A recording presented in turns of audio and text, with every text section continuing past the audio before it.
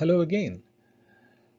This is the second video in the two-part series that I have on leadership skills.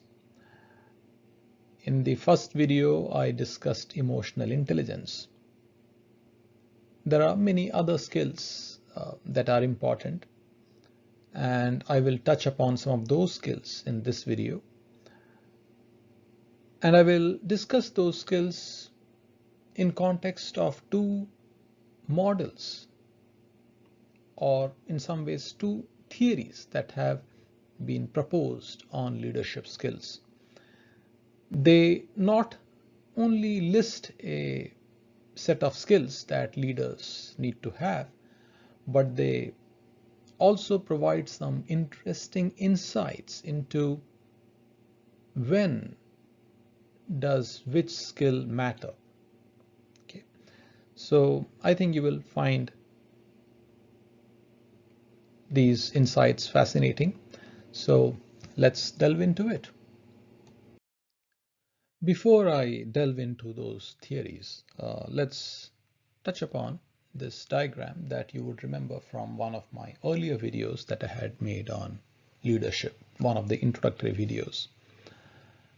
So different leadership theories vary in their emphasis on what they are focusing on. Some theories focus on the leader, some more on the situation in which the leader operates, and some on the followers, on the follower characteristics. The leadership skills approach to leadership and the two theories that we will discuss are more focused on the leader, because we are talking about what skills should the leader have or should the leader develop so that he or she can be effective in the role of leadership. So focus of both these theories is on the leader. It's not that these two theories do not talk about situational variable at all. Actually, one theory does touch upon, actually both the theories do touch upon some situational aspects as well. Not much of follower factors are discussed in these theories, but the primary focus of these two theories is the leader. So these are the two theories or models that we will discuss. Katz model proposed in 1955 and Mumford's model proposed in 2000. So let's start with Katz model. The 50s was actually an interesting time in leadership research. Now, prior to the 50s, until the late 40s and early 50s, most of the research that happened in the area of leadership focused on leadership traits, and more specifically on the great man hypothesis. What are those traits that these great men had that made them great? We discussed this in the trait approach to leadership. But by the time we reached the 50s, researchers had become disillusioned with that line of research.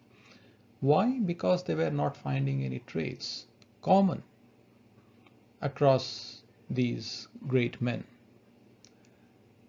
Of course, there was a revival of trait research again in the 80s, and now again it is one of the, not one of the, but the most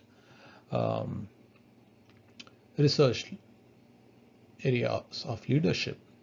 But starting in the 50s, there was a slump in the research that was happening on personality traits because researchers had essentially given up studying leadership traits. So they started exploring alternative approaches to leadership. And one of those approaches that developed during those times was the skills approach. There's another one, the behavior approach as well, which we will talk about later. But the skills approach was one of those approaches that developed during that time. And this is interesting, especially if we contrast the skills approach with the trait approach. Why? Because traits by definition tend to be stable, if not entirely fixed, but by definition they are stable. They don't change easily. and they tend to remain pretty much the same. For once you have reached adulthood, it remains pretty much the same, which can be good if you have the right combination of traits. But if you don't, if you were unlucky to be having the wrong combination of traits, then are you doomed? Are you then somebody who cannot be a leader or cannot be an effective leader? The skills approach gives us some solution, because skills by definition are things that you can work on and develop, right? So the skills approach is a very positive approach in that sense, because it tells you the things that you should work on and improve upon. And if you do develop those skills, then you will be effective as a leader. So what are those skills that you need to develop in order to be effective as leaders? Katz talks about 3 types of skills that are relevant to leaders. The first one is technical skills. Now, all jobs have technical skills. The specifics will vary from job to job, but all jobs have technical skills. For a carpenter, the technical skill may be being able to take measurements, being able to cut wood, being able to polish it, being able to join pieces of woods, being able to design furniture, and so on, right? For a physician, it may be having the knowledge of different diseases and their treatments, being able to diagnose diseases, being able to prescribe medicines, being able to perform surgeries, and so on. For a lawyer, it may mean having the knowledge of different laws that you are working on, being able to write cases, being able to argue cases in the court, and so on, right? So all jobs involve some form of technical skills, and leaders also need to have technical skill, because they are leading people who are doing technical stuff in their respective disciplines. So if as a leader you have no technical knowledge, then you can easily be taken for a ride. And not just that, you may not be able to guide your followers correctly, appropriately.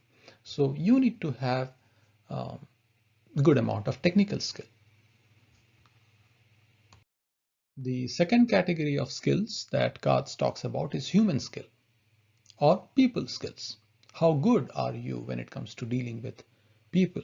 How good are you with respect to motivating people? Broadly, if we are talking about human skills, it's everything that I have already discussed in my video on emotional intelligence.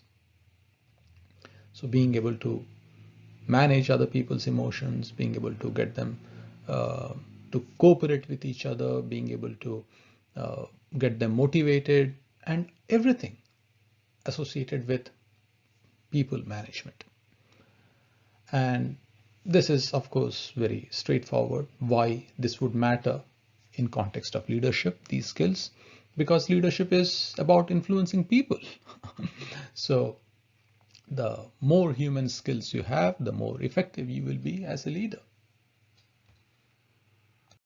The last category of skills that Katz talks about is conceptual skill, or what he called conceptual skill. We could also call it strategic thinking or strategic skill, because a large part of conceptual skill is being able to come up with vision for your organization and come up with good strategic plans for your organization or the group of people for with whom you are working. These are all abstract stuff, right? Things that haven't happened yet. You are visualizing a future for your organization. You are creating plans of how to realize that vision. You are trying to figure out what would be the appropriate direction for your company 5 years down the lane, 10 years down the lane. So those are the kind of thinking skills that we are talking about here, conceptual skills. And as a leader, you would realize this is important because leadership is not just about managing people in the present, but it's also about taking the organization in a certain direction, in the appropriate direction, in a direction that is desirable for everyone concerned. So even conceptual skills would matter a lot in leadership. Now, the question is, which skill matters most? Is it technical skill? Is it human skill? Or is it conceptual skills? That's the question. According to Katz, the importance of these three skills varies by the career stages of a leader. Specifically, technical skills matter a lot in lower management because that's where you are directly dealing with the people who are working under you. These are people working on the technical stuff. So you have to manage them. If you don't have the necessary technical knowledge, then you will not be able to manage them or lead them effectively. So technical skills would matter a lot in these lower management or supervisory level leadership. But as you go up the hierarchy, from lower management to middle management and from middle management to top management, the importance of the technical skills will reduce. You may still have the technical skills, but you will not be using those technical skills as much in your role as a leader, right? For example, let's say Mark Zuckerberg, when he started out Facebook, he initially did most of the coding himself, right? That helped him come up with the website Facebook. Now, in the initial stages of the company, when there were fewer employees in his organization, even if he is himself not doing the coding, he still needed to have those technical skills because he was directly supervising and managing the people who were doing the technical stuff, right? So this mattered a lot. His having those technical skills helped him be effective in that role of a leader. But as the company grew big, now when he is the CEO of Facebook, of such a large company, he is not doing the coding anymore. He has many people, many leaders who can supervise that technical stuff, right? So the importance of technical skills is reducing as one is moving up the hierarchy. When one is in the top management, yes, having some technical skills may still be helpful, but you are not using most of those technical skills in your leadership role. Now, just the opposite thing happens for conceptual skills. People in top management, they are the ones who are doing most of the strategic thinking, most of the strategic planning. They are the ones who are creating the vision for the organization. They are the ones who are trying to set the direction in which the company should go. They are trying to figure out where should the company invest, in which technology, for instance, the company should invest. So all those decisions, those conceptual strategic thinking kind of decisions are made at the top management. The lower management is not involved in those kind of thinking. Now, you as a person may have a lot of those conceptual skills, but if you are in the lower management, you are not using most of those skills. So the importance of conceptual skills reduces as we go down the hierarchy. People in the middle management may still be doing some of strategic planning, if not at the organizational level, but maybe at a departmental level, at a divisional level, right? So, but as we go completely down to the supervisory level, then they are doing much less of those, or they need much less of those conceptual skills. Now, in contrast to the technical skills and conceptual skills, when we come to human skills, this is very interesting. This matters throughout. It doesn't matter whether you are in lower management, middle management, or top management. Your human skills matter throughout, because leaders is about influencing others. So you are interacting with people. The people with whom you are interacting may vary. The people with whom the lower management people are interacting may be very different from those that middle management people are interacting, may be very different from those that the top management people are interacting. The top management people, instead of working with immediate subordinates, they are working with the board members, the financiers, with the government and lobbying, right? But throughout, the people with whom you are interacting may change, but you are still interacting with people, and your job as a leader is to influence them. So your human skills matter throughout. So from this perspective, we can argue that human skills matter a lot, and that's something that you need to focus on if you want to be effective leaders. Now, this does not mean, again, don't get the impression that that's all you should focus on, that you can ignore your technical skills, for instance. No, in fact, you may not even get the job of a leader, your entry-level job of a leader, if you do not have the necessary technical skills, right? That's the fundamental base from which you move forward. So technical skills matter a lot, especially in the lower management positions. So if you, for instance, do not have a degree in engineering, you will not get an engineer's job, right? So it is important that you have those technical skills as well. But only having those technical skills will not help you go to leadership positions, or will not help you be effective in those roles of leadership. Along with your technical skills, you also need to have your human skills. And as you move up the hierarchy, you need to start developing your conceptual skills as well.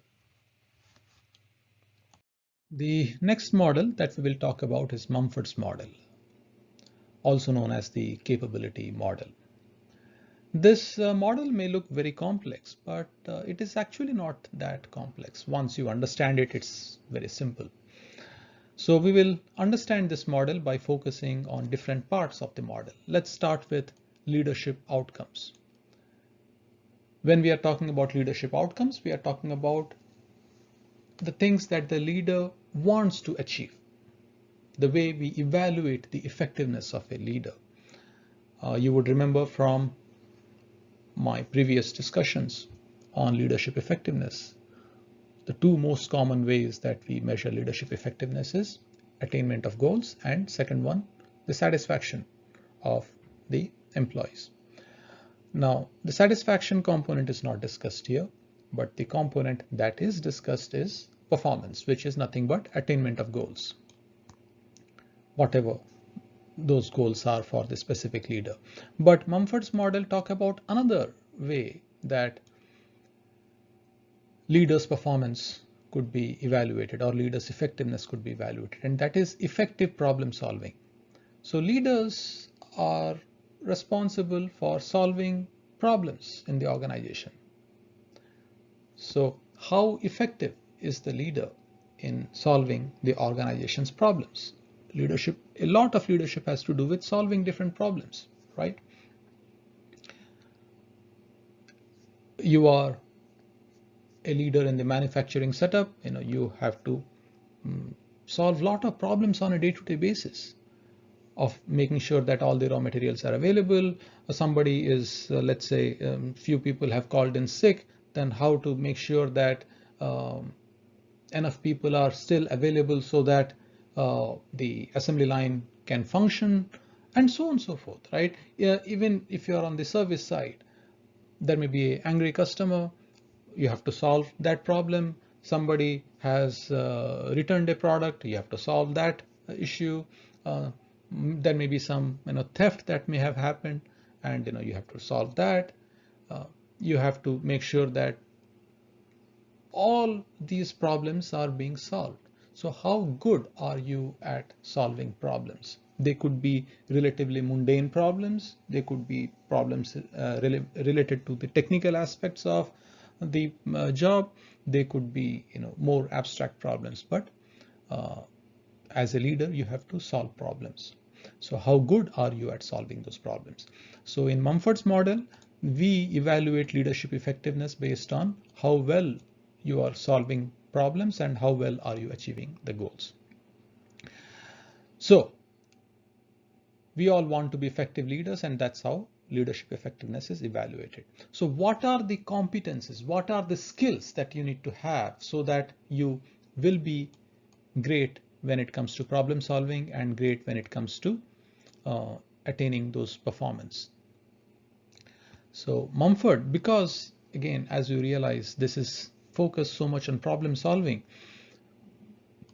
the skills that you need to have then is problem solving skills, right? Again, some of the problems are of social in nature.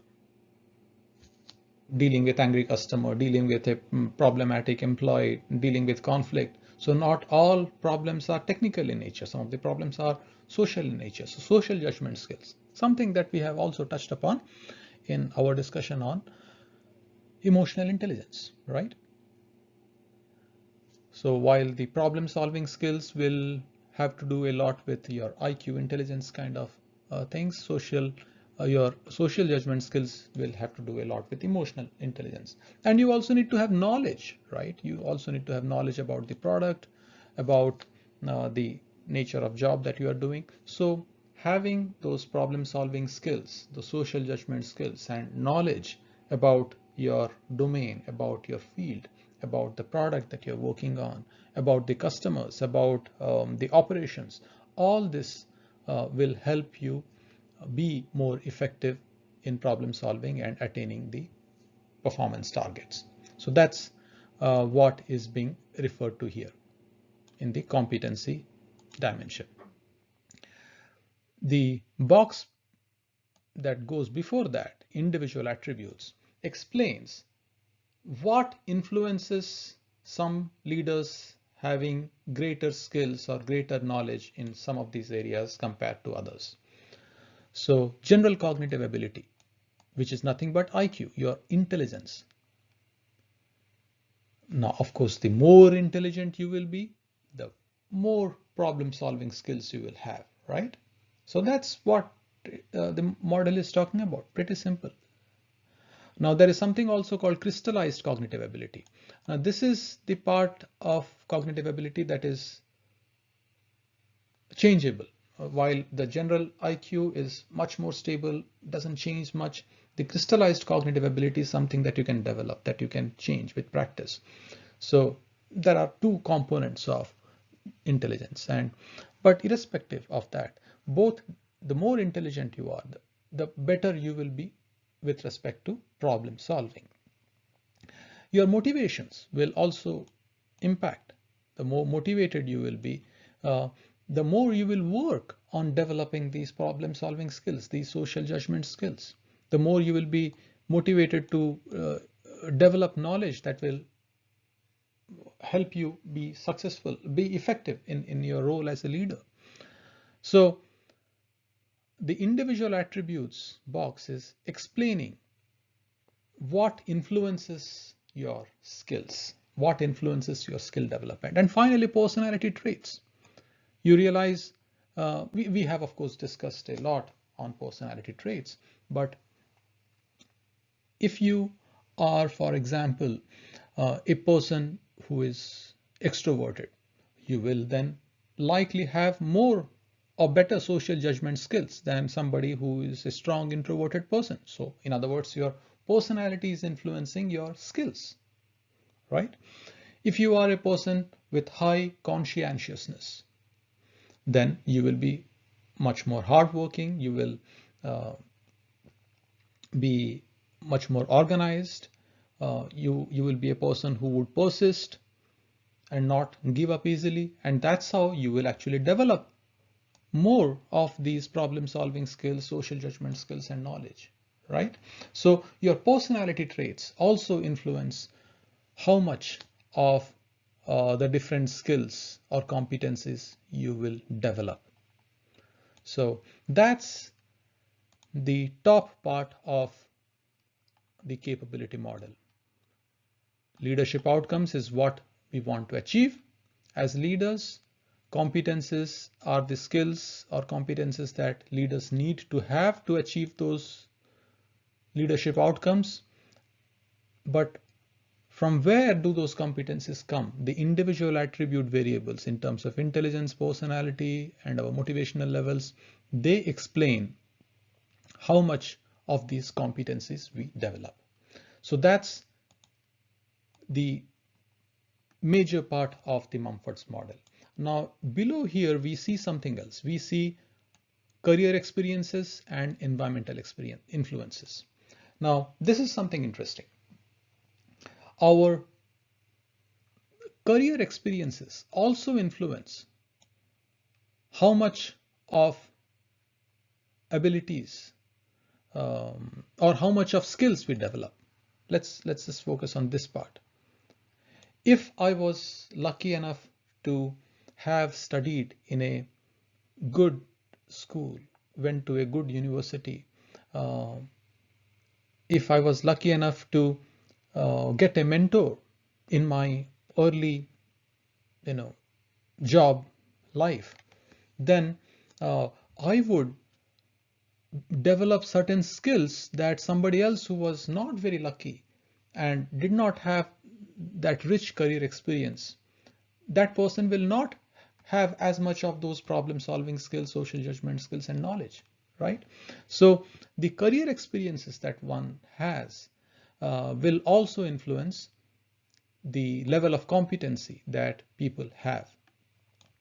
The career experiences will also influence our attributes, our individual attributes, especially the career experiences that we had very early in life. They will have significant impact on our intelligence.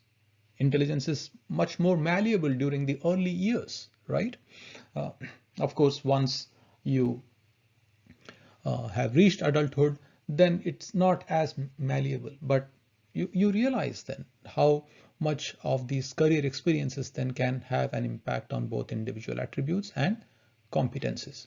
So especially, the role of mentor is emphasized a lot in Mumford's model when we are talking about career experiences.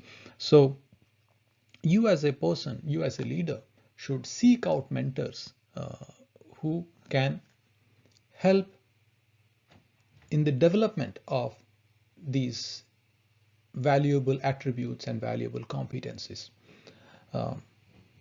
as much as possible. Now, sometimes you may not have as much control over your career experiences, but to the extent that you have it, you should seek out these experiences. And finally, we are talking about environmental influences. And when we are talking about environmental influences, it has an impact on everything, on individual attributes, competencies, outcomes, everything. And this is what actually makes Mumford's model very realistic, right? If we only had the top part of the model, then it would give us the impression that leaders control everything. This is what leaders want, and these are the skills that they need to achieve that, and these are the attributes that leaders need to have to develop these skills and ultimately achieve. Everything is controlled by the leader. But what do we see here? We see here this model is also incorporating some situational factors like environmental influences. For example, right now with the COVID, you may have done everything right as a leader and still not succeed in keeping your company alive. because your company may be in a line of business where those social in-person interactions are very important. Let's say you are a coffee shop owner. You are, let's say, not, or you are, let's say you are a movie theater owner, leader of a movie theater. So such environmental influences has had a huge negative impact on your performance. Environmental influences can also positively impact performance, but these are things that happen in the environment, something that you may or may not have even created, may not have had any role. So environments play a big role as well, and not just for outcomes, they impact our skills, they impact our individual attributes, everything. Right now, because of the COVID, people have started developing skills of, say, doing webinars, something that a skill that they may not have had before, right? They develop those skills because the situations forced you to develop some of these skills. So environments also influences everything. So that's essentially what Mumford's model is. It's a very comprehensive model. It tells you how skills develop and the impact of those skills on leaders' effectiveness. And when we are talking about how skills develop, not only the factors that leaders can control in terms of their attributes to a certain extent, but also leaders' career experiences and environmental influences, something that they may not have complete control over.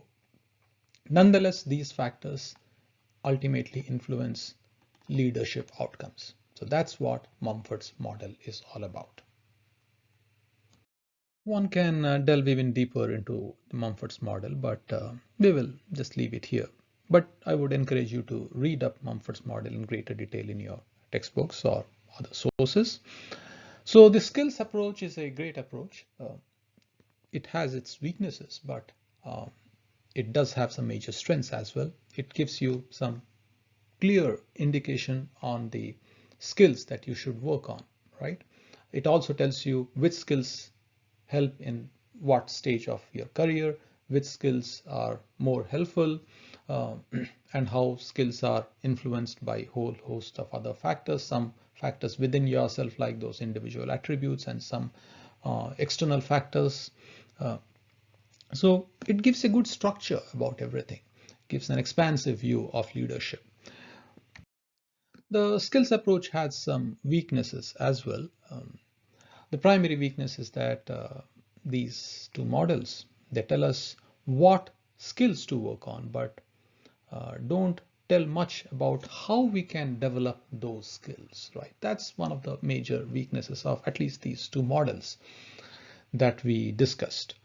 Mumford's model does touch upon it, but not to the extent that it does not tell the specific things that a leader can do to develop those social judgment skills, the specific things that the leader can do to develop those problem solving skills. It gives us some indication, but it doesn't go really deep into it.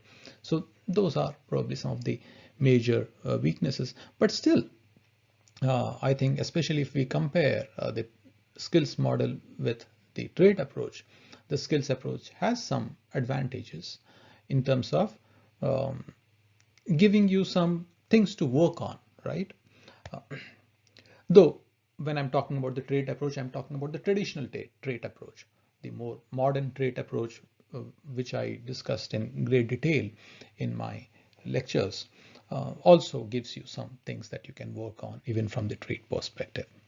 In any case, that was the skills approach to leadership, and in the next video we will discuss the behavioral approach to leadership. That's a much simpler approach and I think you will appreciate that a lot.